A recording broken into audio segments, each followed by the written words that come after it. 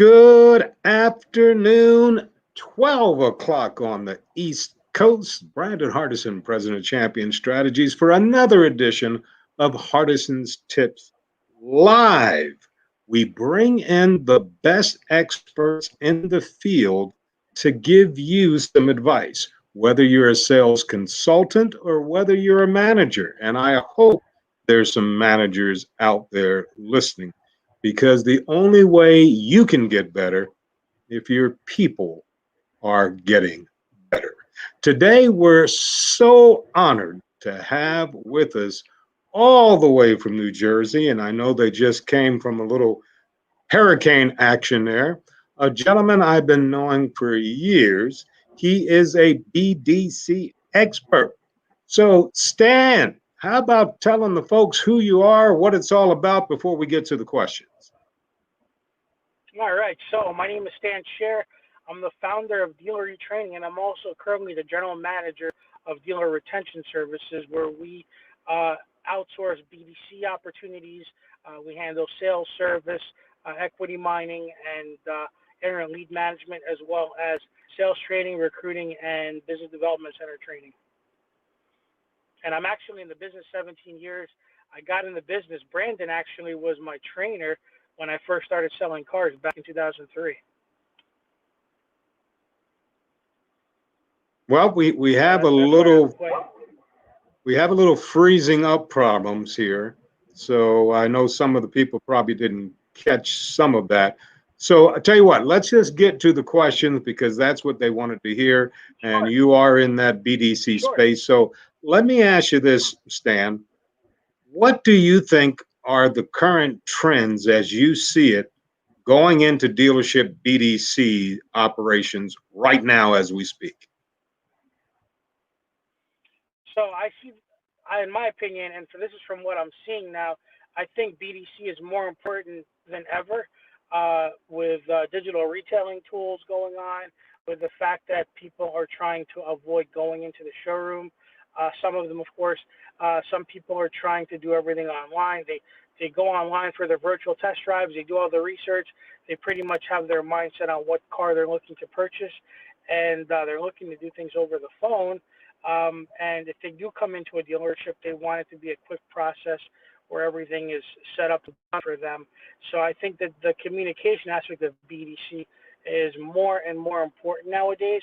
I feel that the training that BDCs need to have is a lot more different. It's not just set that appointment up and just get them in. We need 50 appointments on a Saturday.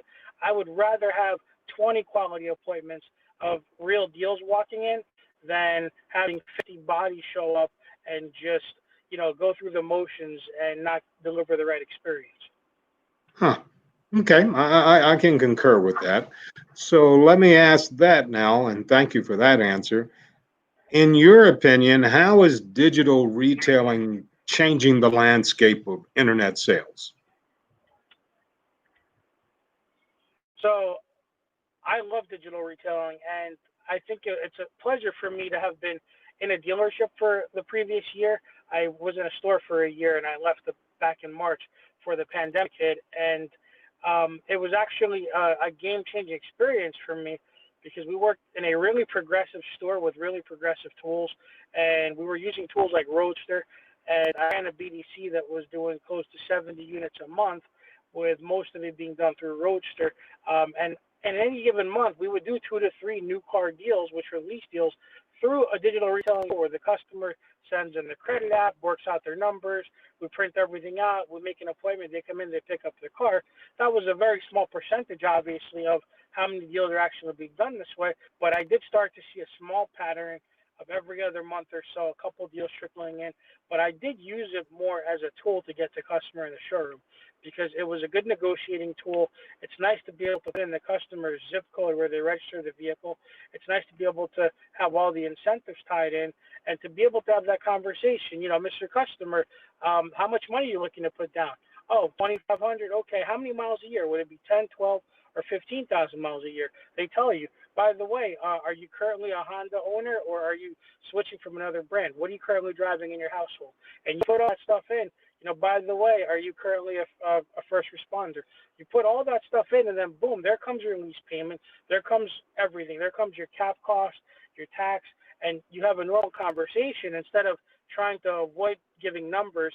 You have a normal, intelligent conversation, and then if the customer wants to negotiate that deal, which is tough to negotiate because it's a pretty aggressive deal, then you move to a sales manager that can jump on the phone, TO that deal over the phone, sharpen their pencil a little, and make that deal. Get a deposit, make the appointment, deliver the car.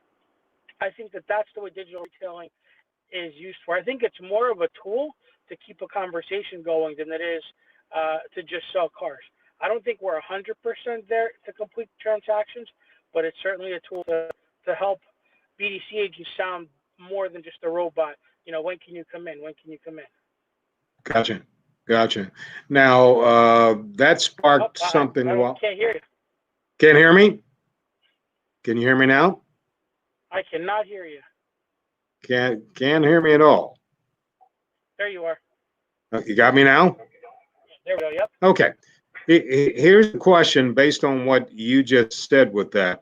A whole lot of dealerships that I have gone into, it seems that once the BDC agent or BDC manager has confirmed an appointment, the escalation, whether it's to the desk or whether it's to a sales consultant, is escalating a lead appointment to actually getting somebody on the floor seems to be a problem up in the dealerships you deal with, or how do you handle that?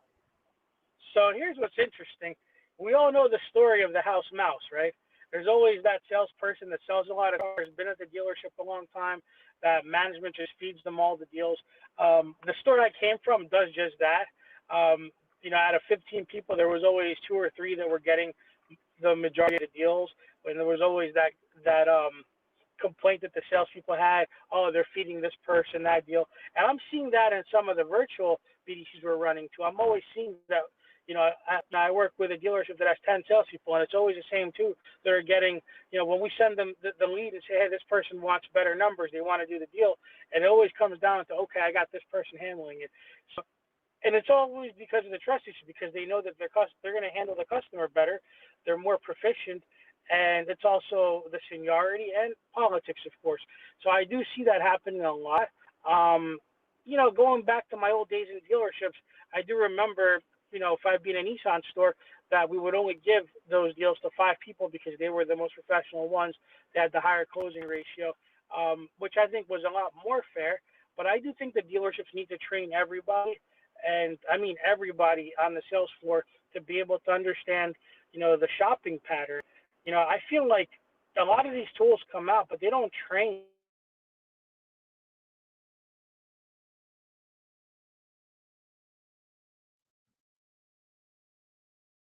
Oh, now I've lost you. Can you hear me? Sorry, I lost you there. I feel like yeah, I can hear you. Can you hear me? Okay. Oh, continue. I'm sorry. Okay, so yeah, so basically the training needs to happen. I feel like when we have these recruiting companies going in and hiring salespeople and spending a week in the store training, I feel like the road to the sale needs to be different. I feel like they need to touch up on what it used to be and what it should be now. I feel like they need to understand that your customer is going to be calling in. They're going to be, even the walk-ins are going to be looking at all those tools. You need to understand your Edmunds.coms and your True Cars and how to look at a website. And you need to be able to understand how to look at Kelley Blue Book when a customer wants to do a trade appraisal, when you're trying to evaluate that in the process. And I feel like a lot of people still don't know that because sales management doesn't teach that. That's one of the things that I bring to the table now when I'm training salespeople and BDCs is I'm teaching them on I call it forward-thinking consultative selling, because you're using technology to essentially help you sell cars. Excellent. And that's a perfect segue into the next question I had. Is there any other type of training methods that you feel that should be used for continual growth in this aspect of the dealership, being the BDC? I feel like every month the dealership needs to focus on a different topic. Just the road to the sale alone could be 9, 10 months worth of training because if you put your people on a training program, yes, initially you're going to train them all your steps to the road to the sale so that they're selling cars. But if every month you just drill one step after another, they become better. And then a year from now, maybe they become superstars. Maybe then you can move them into F&I or make them a closer in your store. But because they know all the steps, it's just a lack of training. Now, with the pandemic going on, with the fact that we probably can't get dealers to pay the high daily rates for my services, we're starting to offer Zoom training for a couple $100 a session where we can actually create a program. I'm working on doing something for a dealer group in Texas now for referral where we're going to be actually training their BDC and their sales staff through webinars. It's a lot more cost effective, and I think it's going to create more opportunity for that need in the future. Huh. So if I'm hearing you right, based on what Stan sees, that these webinars or distance learning is going to be the way of the future because of the COVID? Yes. And here's the thing. I can get on a webinar with your store, for instance, and if let's say you're using Dealer Socket or Vint Solutions, I can quickly delve into your CRM with you one-on-one and actually go through your leads, actually pick up the phone, call the customer, and go over training opportunities. I can go through and see what you're missing in your CRM, whether it be maybe you're not text messaging your customers enough, or maybe your emails need changes. All these little things, I feel like, with CRM, it's garbage in, garbage out. So I feel like things like that, even going into a call tracking system, listening to calls together, and then asking a group of people on, Hey, let's say that 10 people on the Stan, call, what would you have done different? Yeah. we are Yeah. having some Huh? major Wi-Fi problems all throughout this. Okay, And that's so that's all right. I mean, it could you be seeing from down here, it could be from up there, but let me do this before I let Yeah, it's okay. uh, tell us what you got going. How can people hear more about what you gave me one thing talking about that Texas dealership, but just how do people find out more about you? So there's a couple ways to find out about me. So you can visit two websites: dealer, the word, the letter E, and the word training. Dealertraining.com is my website for my training business. You can reach out to me. My phone number is 732-925-8362. You can reach out to me. We can discuss some opportunities for growth for your dealership. You can also check out our other website, which is dealerretentionservices.com. And that is our equity mining outsourced BDC firm, which, by the way, I failed to mention, we're also getting into buy here, pay here. I actually have a little bit of experience consulting buy here, pay here dealerships, and we're doing some partnerships now where we're going to be potentially working with a couple of buy here, pay here dealerships, which is a whole different animal from what we're doing selling cars. This is more about generating a quality credit application, which then goes to underwriting inside of the dealership, and they're the ones approving the buyer pay here loans and helping sell those cars. And so we're getting into that territory, which I'm really excited about. So essentially with me, you have a couple different things. You have training, recruiting, and you have outsourced services, whether it be for sales and service for dealerships and buyer pay here lots, as well as independents.